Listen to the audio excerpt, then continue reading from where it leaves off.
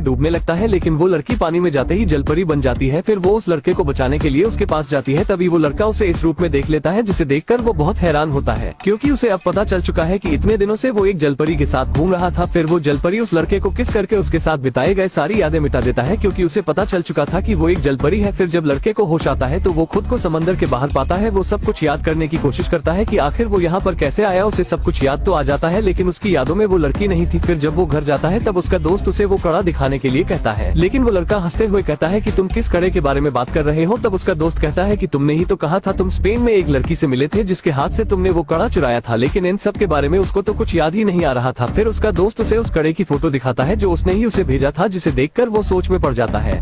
अब वो लड़की उस लड़के को ढूंढते हुए शहर की तरफ आ जाती है, लेकिन वहाँ वो इतने सारे लोगों को देखकर सोच में पड़ जाती है कि यहाँ वो इतने लोगों के बीच उस लड़के को कैसे ढूंढेगी। इसलिए वो उन्हीं लोगों से उस लड़के का पता पूछने लगती है, लेकिन उसका पता किसी को भी पता नहीं था। अब लड़की को बहुत भूख लगने लगती है, लेकिन उसके पास पैसे नहीं थे, जिस वजह से दुकानदार उसे खाना देने से मना कर देती है। तभी वो देखती है कि कुछ स्कूल की लड़कियां एक लड़की को परेशान करके उससे जबरदस्ती पैसे ले रही है। अब वो लड़की भी एक छोटी बच्ची के पास जाती है और उसे परेशान करने लगती है। वो उसे पैसे निकालने के लिए कहती है, लेकिन वो बच्ची कहती है कि तुम्हें शर्म आनी चाहिए, तुम एक छोटी बच्ची को तंग कर रही हो। तब वो लड़की बताती है कि मुझे बहुत भूख लगी है और मेरे पास पैसे नहीं है। इसलिए वो बच्ची उसे अपने पैसों से खाना खिला देती है और घर जाते वक्त लड़की को कुछ पैसे भी देकर जाती है। रास्ते में वो बच्ची एक लड़के से टकरा जाती है। ये वही लड़का होता है जिसे ढूंढते हुए वो लड़की यहाँ तक आई है।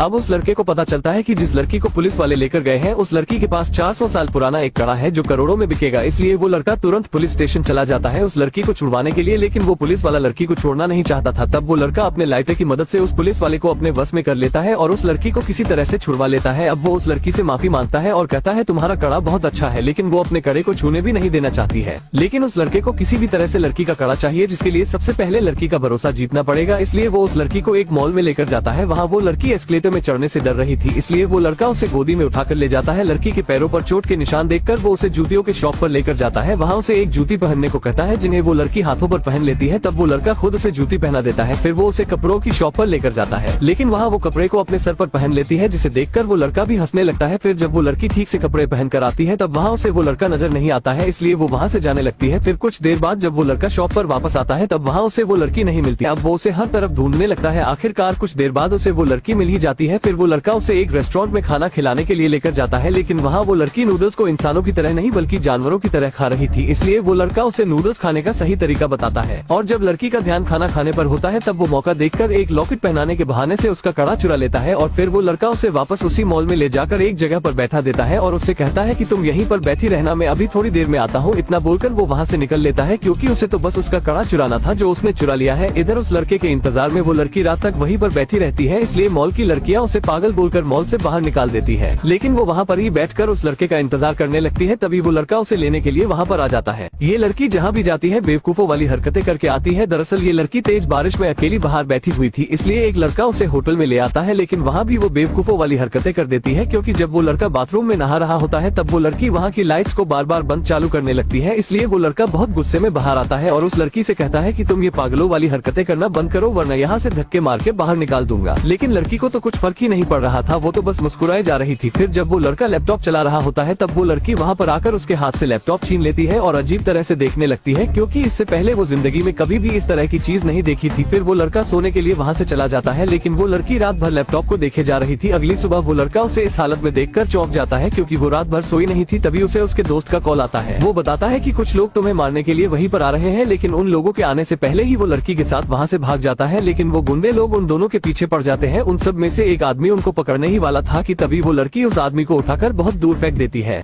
ये दोनों हर तरफ से फंस चुके हैं, क्योंकि उनके आगे गुंडे हैं और पीछे समंदर है। वो लड़की समंदर में कूदने के लिए कहती है, लेकिन वो लड़का कहता है कि मुझे मरने का कोई शौक नहीं है, परंतु लड़की उसको ही लेकर समंदर में कूद जाती है। अब वो लड़का पानी में अब ये लड़की अकेली इस कैफे में बैठी ही होती है कि तभी ये लड़का आ जाता है और बोलता है, तुमने अपने पैसे गिरा दिए थे।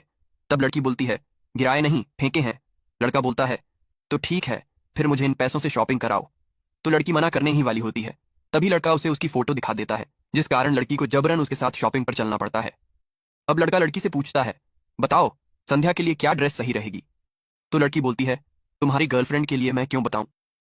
तभी लड़का उसे फोटो के बारे में याद दिलाता है और वो ये ड्रेस पसंद करती है। फिर लड़का उसे ड्रेस ट्राई करने को कहता है।